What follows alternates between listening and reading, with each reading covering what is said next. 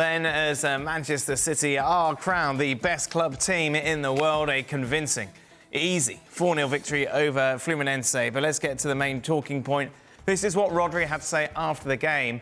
I almost cried after the tackle, but I'm fine. I will be fine to play against Everton. No issues. Jan is with us, Jules is with us. This was going to be our whole show. Oh, what's Manchester City going to do without Rodri? Will they be able to cope? Who's going to come in? Is it Calvin Phillips' time? But now he's fine, Jules, so all right. So inconsiderate.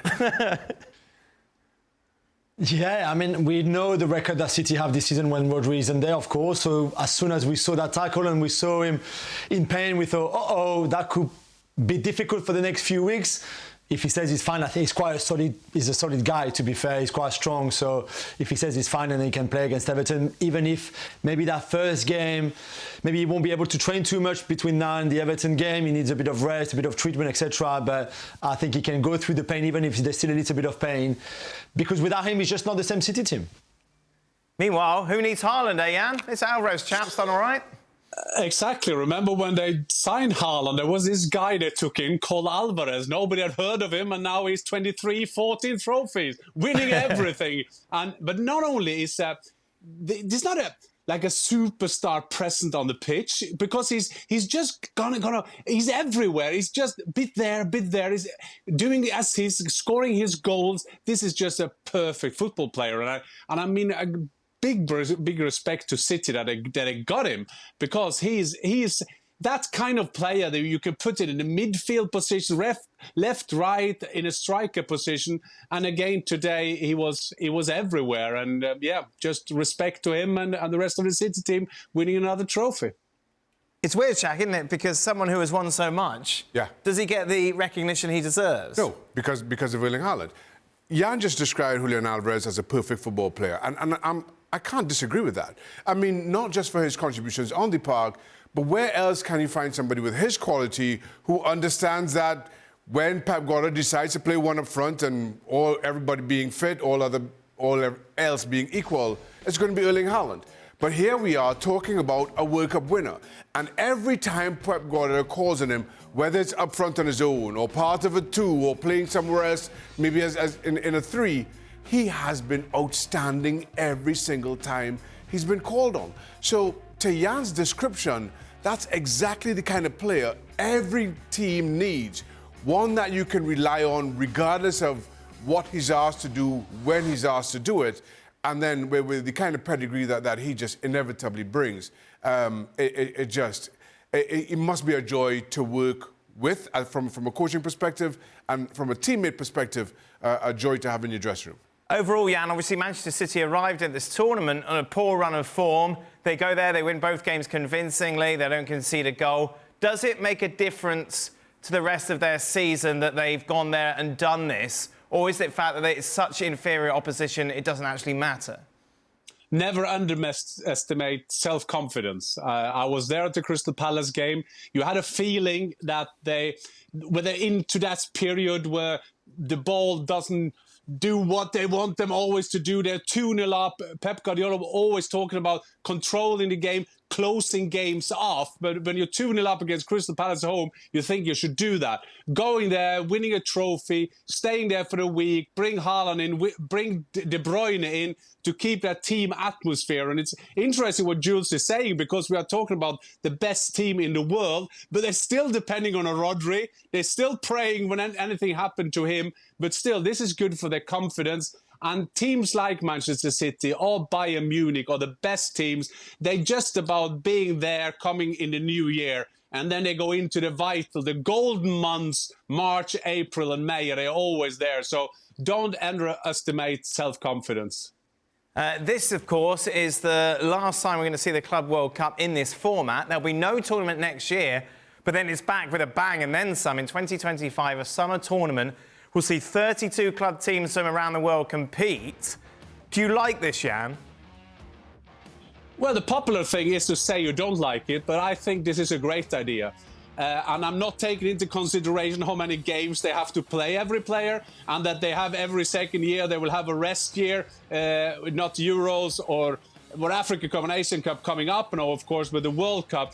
I put this into the bigger picture. This is a fight between federations like UEFA, FIFA want their own competition. I don't like 100% this idea that we have now, only 4 teams coming in and Manchester City, the Champions League winner coming in late and all that kind of stuff. I'm 100% sure that the Club World Cup will be a fantastic success. Then the managers got to be the ones who are complaining about the players and the lack of rest. That is another discussion, but I'm 100% sure this got to be a smashing hit. But as a player, how committed would you be to it, Jan, given, as you say, it's adding more fixtures to already congested list? Yeah, but I don't think that is the players to worry. Yes, it's the football organizations like PFA or FIFPro and those kind of organizations got to fight for the fixture list. I understand that. I do understand that. But if I isolate just the tournament, going to a World Cup in USA, there will be a great event. They will love to play there. But I'm saying that the medical kind of thing is something else. But I'm 100% sure that going to a Club World Cup, that will be a highlight for many players. A lot of players don't come to tournaments at all. So you can use the Norwegians. We don't seem ever to come to a tournament. Maybe we have a chance at the Club World Cup. Xhaka? It'll be a whole lot more successful than the current format. A far bigger attraction, no question about that. I will keep going back to the number of games that players are being asked to play now. And you're now adding another significant summer tournament to the calendar. That will be for everybody. 3 out of every 4 summers you'll be playing in major, or the best of players will be playing in major tournaments. And I just feel at some point this catches up with everybody. Right. So while, yes, this format is the current format that has just come to an end, easy to ignore and is pretty much just a crowning of whoever's the European champion. I know there have been exceptions, but it was just 2 games for the major big European clubs and the best players in the world. Now you're adding this other significant tournament. It's another growing demand on those players at a time where the Euros have increased, the World Cup is about to increase, you now increase the Club World Cup, and we're seeing the kinds of tolls that these tournaments are already taking on players. My concern is around those health concerns. Jules, do you like it? I'm not sure. I'm really not sure. I mean, I like all the games, of course, and it's good to see big teams playing each other. We used to it. We see in pre-season a lot. This will feel like a lot of pre-season matches. And I'm sure a lot of clubs, because of the time that it's played at, which is during pre-season, really what we usually be in pre-season, it will feel a little bit like the same, I think. And I'm not sure how seriously, even if there's a lot of money to earn for clubs, how seriously some of the managers, players will take it. I'm just not sure about some of the teams that will be invited due to the coefficient, for example, even if they haven't won the Champions League or they like continent championship, if you want. I'm just not sure we need that right now because, like Xhaka said, there's more and more games and again more games. The Champions League is going to be with more games too. They're going to play in January, the Champions League now, where we never ever played the Champions League in January before. So what? And now when do the players go on holidays? I'm not sure at all. But I think if it's fair point, Jules.